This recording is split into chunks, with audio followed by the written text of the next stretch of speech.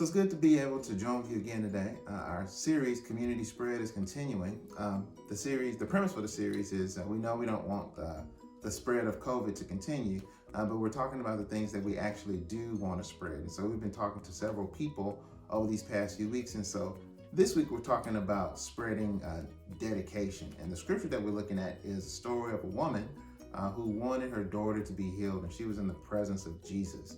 And she just was there, and she continued to be in Jesus' presence, and she continued to lobby Jesus so that her daughter would be healed, and eventually her daughter was healed. And so today we're talking to a community mom who's also a mom here at Fellowship United Methodist Church, a mom in the community who serves in many different ways. We're going to hear about that a little bit later. Her name is Ginger Dennie, and we're so blessed that you've opened up your house to us today. Yeah. And so Ginger, just talking about that from your mom's perspective, and the mom in the scripture was so dedicated. Just talk about what it's meant, what it's meant, and how you kind of been and living into that dedication as a mom over this whole time of COVID. Well, I wish that I could say that it was a really smooth dedication journey. There have definitely been bumps in the road, but at the end of the day, it boils down to what your kids need and what sacrifices you have to make, even if it makes your day and your life totally chaotic. You're dedicated to your kids to make things right for them and to keep the spread of COVID from spreading. Yeah. I can't imagine what it's like. You know, our kids kind of came home for spring break, and it's like the longest spring break in the history of. Never went back. It never went back. How have you kind of kept on an even keel of parenting during that time? Even keel would be stretching it a little.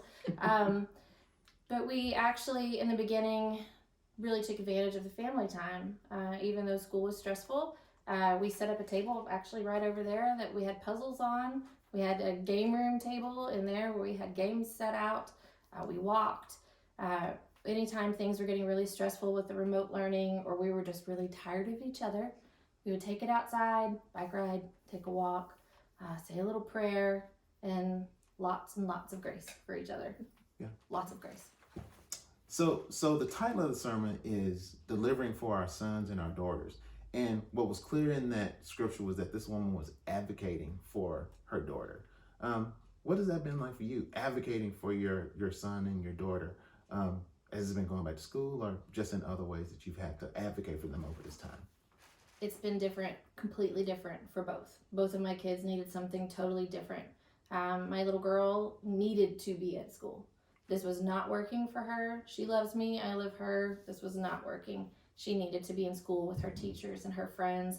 And that was a long journey between my husband and I trying to figure out if that was actually the right thing to do, how that would affect our families, because I have, my mom and our in-laws, you have to keep them safe.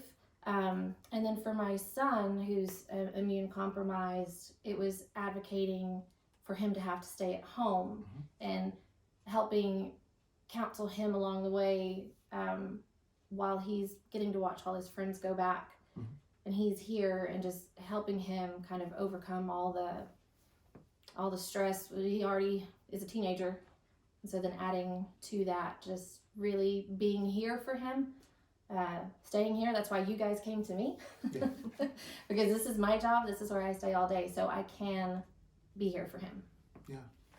So for moms who are watching, what advice would you give them as they're kind of going through this and figuring out how to answer these type of questions for themselves? What would your advice be to them? So my word to other moms and single dads, all the parents, is you're doing the best for your kid.